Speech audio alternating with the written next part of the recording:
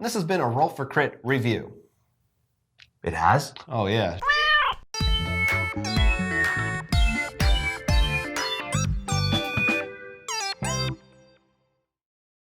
Today on Roll for Crit, we're going to get dreary and dreadful with Alice's new Gloom game. Now, this one is using a theme based on a very favorite HBO show, but just a little bit off so it's copyright free. This is Gloom of Thrones, based on, if you haven't guessed, Game of Thrones. They match very well because both of them involve a lot of people dying in really sad, depressing ways. That's right. That's really the heart of both of these franchises. So if you're familiar with Gloom, then you'll be right at home. It plays basically the same way. But if you're new to the game, we'll give you a little briefing on how it works. You're going to have a house with 5 different family members. And over the course of the game, your goal is to see them all die with a negative point total so that you have the lowest point value at the end of the game. So you're going to have modifier cards in your hand. And as an example, you might say that Josh Frost here immolated an innocent. So you play the cards on top, as you can see, transparent. So now he has a negative 20 value. They start with just a flat 0.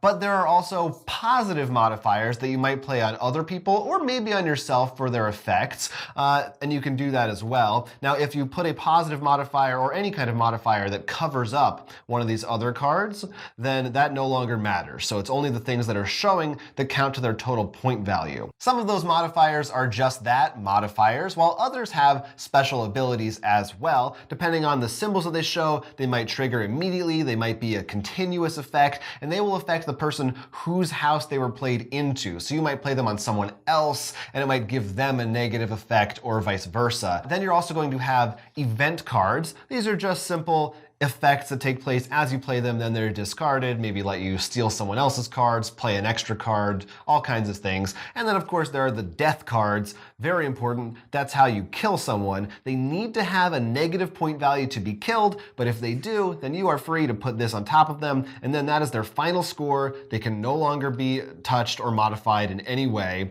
and they're off the board. But you want to make sure that they have a low enough value that it's worth killing them. Sometimes you'll want to match these symbols on the side.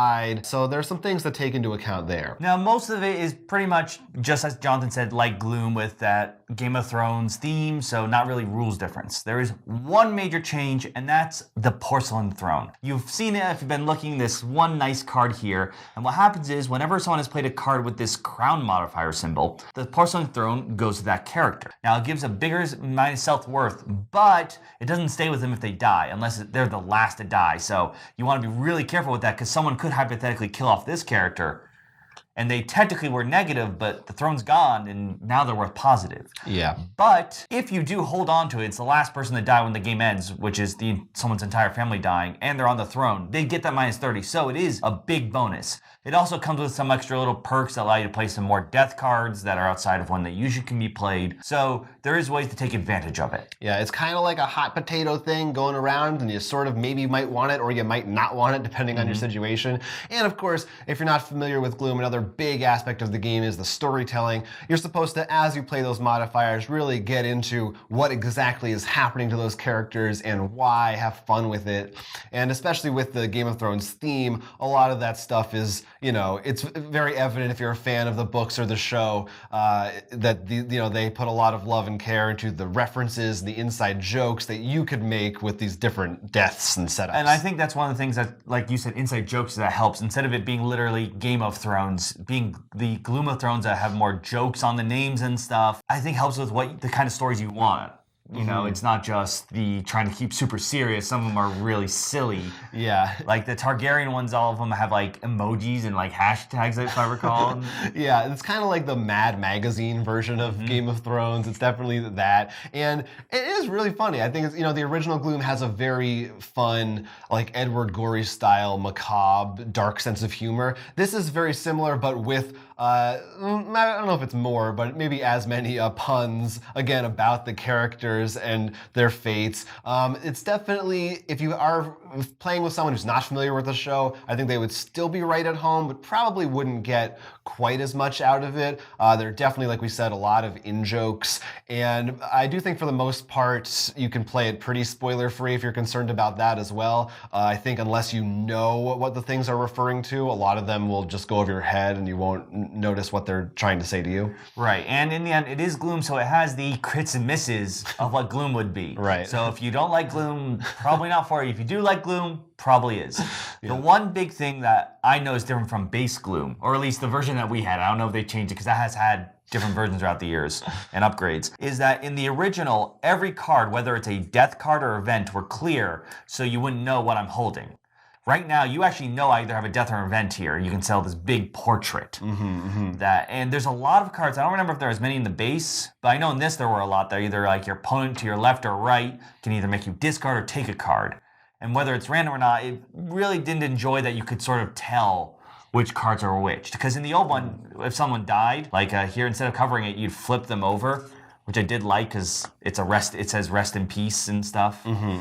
So I found that to be a little disappointing on the game front. But once again, this is should be more about the storytelling and having fun, just of battling your dark inner Poe out.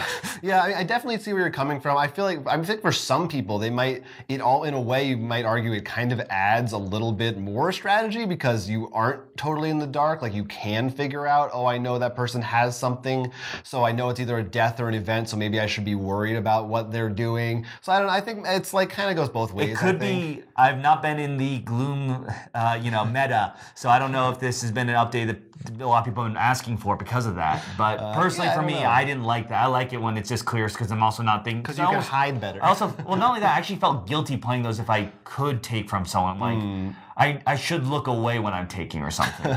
Right. Now our crits and misses for Gloom of Thrones, starting with crits.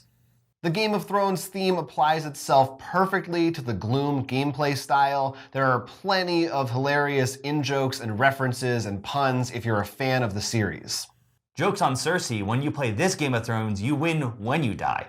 The porcelain throne mechanic is a small touch that may not affect your gameplay too heavily, but I thought that it was a nice little addition that did just enough to make this version of the game stand out from the original. It is nice to add something that makes it stand out, and though personally I wasn't a big fan of it, it's an optional rule, so if you didn't like it, just don't use it.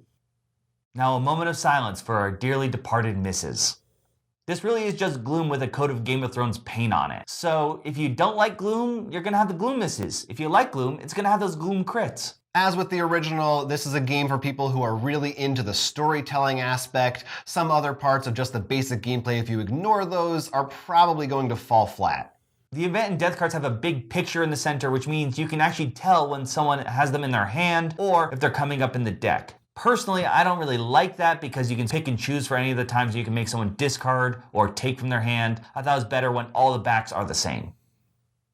So you've probably got the gist by now. We've said this a lot, but really at the end of the day, if you like Gloom, you'll have fun with this. And if you didn't like Gloom, it's not going to change your mind. But definitely if you know someone or have family members who are Game of Thrones fans, which you probably do, it's pretty likely, I think that the in-jokes are really funny. And maybe we didn't highlight a ton of the actual names of characters and the different cards that are there, but they're all pretty funny. And I really did enjoy some of them. And, they're cheesy and they're a little corny, but that's the kind of the sense of humor that it is. And like I said, I think that helps with the storytelling and making sure that those stories are still dark, but then come up with these weird funny twists of why someone fell down the stairs, or how in one game you start, like, half your cards have to do with pigs, so you're like this pig kept visiting all the different families. Yeah, you can make these funny connections in between stories. And maybe this one, a little more than the original Gloom, I think, has some darker stuff that like younger kids might not. It has some because like language and stuff is more aimed at an older audience. But I mean, the original game is also all about death, so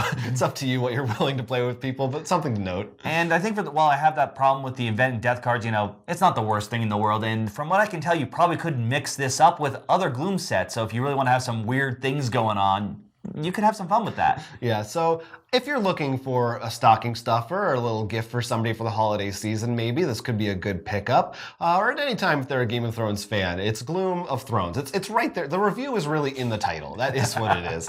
If you've played Gloom of Thrones, talk to us in the comments section, and maybe you want to let us know what your thoughts are about the different play styles, different versions of Gloom maybe we haven't tried that you prefer for any other reason. We should actually mention there was like a premium version of this game, came with playmats and stuff. This is the basic one, and I think that's fine, you know, especially with the cards in it. If I was collecting more Gloom sets, I'd probably have a much nicer box to hold everything. Right, yeah, but I don't know, let us know if you have that and what you think about that too. Maybe you were a Kickstarter backer, as this was on Kickstarter. Till next time, I'm Jonathan. I'm Will. This has been a Roll for Crit review. If you want to help out, you can check out our Patreon, or a simple click to like and subscribe can go a long way. We really appreciate everything that you can do for us. We love you.